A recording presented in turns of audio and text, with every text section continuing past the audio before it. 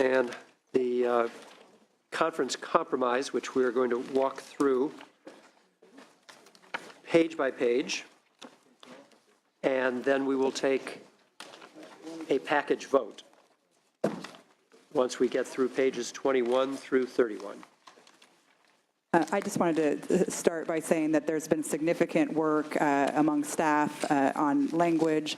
The package is not one that we can support today because it is based on the LAO's higher revenues, and the Proposition 98 guarantee is based on those revenues. And so the overall funding level is not one that we do support, but there have been a lot of discussions about specific pieces and trailer bill language, and we do think there's a lot of good progress being made. Thank you for that word of encouragement.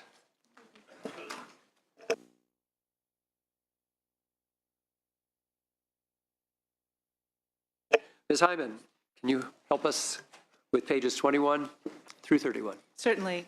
Good evening, Judy Hyman, Legislative Analyst's Office. On page 21, operating cost funds, you have a compromise at $271 million, which is between the Senate and Assembly positions for unrestricted funds that may be used for retirement costs, maintenance, and the like. Page 22, deferred maintenance. The compromise adopts the Assembly and Governor's level of $100 million for deferred maintenance and instructional equipment, and redirects $25 million that the Senate had proposed to augment financial aid and other categorical programs. And that was pretty much the Assembly's proposal. Yes, adopted the Assembly's proposal. Right. $100 million. So then page 23. Page 23 adopts the Senate proposal to provide COLA to 15 categorical programs, also adopts the Assembly proposal to further augment financial aid administration, the Fund for Student Success, and the Academic Senate for a total increase of $15 million over the governor's level. Page 24, Foster Youth Education Opportunity Program, adopts the Senate proposal to amend budget bill language, clarifying that the extended opportunity programs and services for foster youth shall have priority for up to $15 million in Student Success and Support Program categorical funds. Page 25, Cal Grant B Access Award for Community Colleges adopts, the compromise adopts the Assembly proposal to provide $39 million to supplement financial aid for low-income, full-time community college students who are Cal Grant B recipients. Page 26, compromise adopts compromise budget bill language modifying the May revision proposal to increase the number of full-time faculty that districts will be required to hire.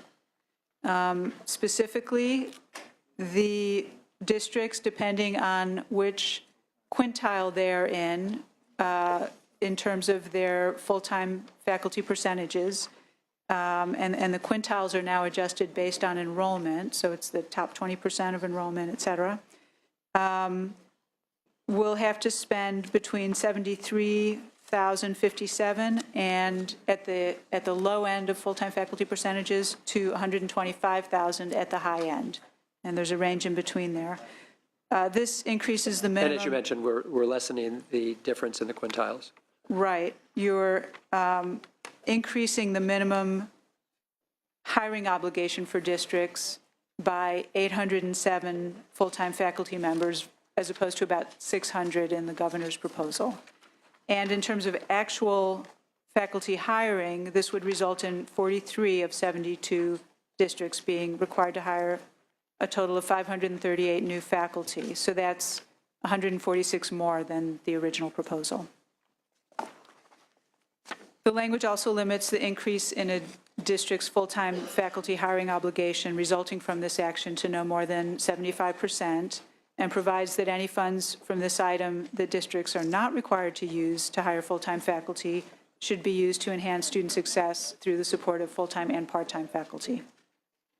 And then finally, the compromise adopts the supplemental reporting language requiring the Chancellor's Office to provide recommendations on improving the implementation of the 75% rule for full-time faculty. by next summer.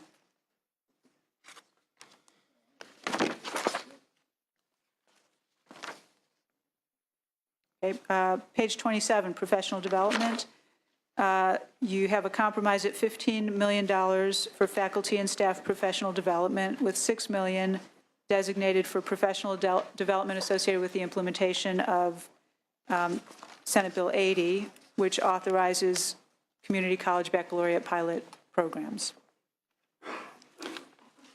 Page 28, for adult inmate education, it's the Senate funding level of $15 million to evaluate community college instructional programs for incarcerated and formerly incarcerated adults, track their outcomes, identify best practices, and disseminate these practices to other community colleges. And it includes trailer bill language that you requested in the earlier conference committee hearing, specifying the evaluation and dissemination process. Page 29, community college baccalaureate startup was addressed on page 27 with professional development That's just a as part of conforming the page. compromise. Yes. Right. Page 30, basic skills grant, trailer bill language. This adopts the governor's proposal to provide $60 million in grants to improve basic skills assessment and instruction with associated trailer bill language. And then page 31, mandate backlog payment. You have a compromise at $398 million in current year mandate backlog payments, which is $9 million less than the governor. And for the that's in the current year. In the budget year, you're adopting the governor's and the assembly level of $125 million.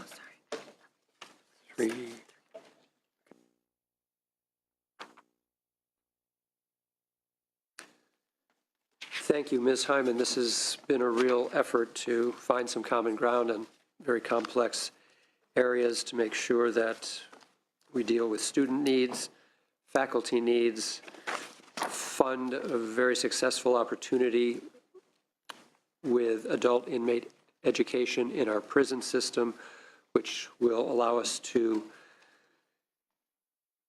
be eligible for one-time or dollar for dollar match with the Ford Foundation, and a long list of opportunities for our community college students. Assemblywoman Weber. I move the package. I think it's a very comprehensive package, and some may differ with $1 or $2 here and there, but overall it addresses most of the issues that we think ought to be addressed in the community college with regards to student success and increase in opportunities and those kinds of things. So I move the package. All right, we do have a motion for the package of community college items 21 through 31. Senator Nielsen. Mr. Chairman, I'd really kind of like to split some of these out, and I'd like to comment about some of them if we may. Certainly, where would you like to begin? Well, let me just comment on a couple of here. The community college grant B, that's 5. I think that's a very necessary one for sure. In terms of the full-time faculty, I think we can go along with that too. I'm a little bit concerned about it. Adult inmate education, you and I totally agree on that that's a manifest need, and that's a great investment. In terms of baccalaureate startup, having had such a role in the master plan over the decades, I'm reluctant to see the community colleges get too far into baccalaureate degrees, and I fear that they are not going to restrain themselves, and so that gives me a reluctance. I like the mandate pay down. That is an important one. And we need to talk about the UC funding package a little bit, too. So just for facility's sake, do you want separate votes on more than half or fewer than half? Is it just easiest to take them one by one? Let's break them out, at least for the Senate side, for 1, 3, 7, and 9 as no, and then leave the rest be. Okay, so That'd be with the that Senate. noted, we're going to take a package vote on 2, 4, 5, 6, 8, 10, and 11. So Yes, Mr. Chairman, thank you. I would take that as a 3-0 Yes, sir. for all of those pages. And on the Assembly side for those noted pages, 2-1. And then on pages 1, 3, 7, and 9, we'll take a second vote. 2-1. 2-1 and 2-1.